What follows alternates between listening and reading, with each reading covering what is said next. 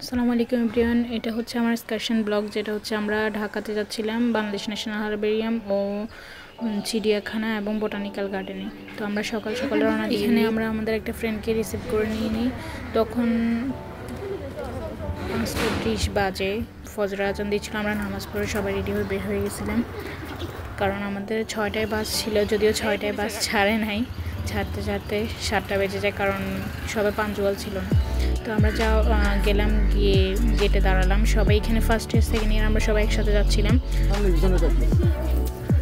তো আমরা সবাই প্রায় 7টা না 7টার একটু আগে বাসে উঠে যাই, এরপর রওনা দিয়ে দিই। এরপর আমরা কুমিল্লাতে নূরজাহান হোটেলে যেয়ে নামি সকালে নাস্তা করার জন্য।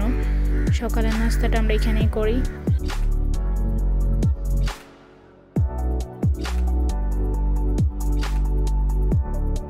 এরপর এখান থেকে রওনা দিয়ে আমরা 11:30 নাগাদ হারবেরিয়ামে পৌঁছাই। এখানে এই তাল গাছের মতো দেখতে হলে তাল গাছ না, এটা বছরে একবার ফুল দেয়। আর এখানে এই ফুলটা আমার কাছে অনেক ইন্টারেস্টিং মনে হয়েছিল, আমি কখনো দেখিনি। এরপর ভিতরের কিছু আমি ক্লিপ নিই, আর অনেক ভমিটিং করার কারণে আমি ক্লান্ত ছিলাম, আমি সব ক্লিপ নিতে পারিনি। এরপর আমাদের 1 ঘন্টার ক্লাস একটা হয়। তারপর আমরা লাঞ্চ করে নিই ওখানে ক্যান্টিনে। এরপর আমরা পরিদর্শনের জন্য উপরে যাই দোতলায়। ওখানে স্যারের জন্য আমাদের দেখাচ্ছিলেন কীভাবে সংরক্ষণ করতে হয়, এগুলো গ্লু দিয়ে লাগানো হয়, কীভাবে কী করতে হয়। এরপর আমরা এগুলো দেখার পর লাইব্রেরিতে চলে যাই।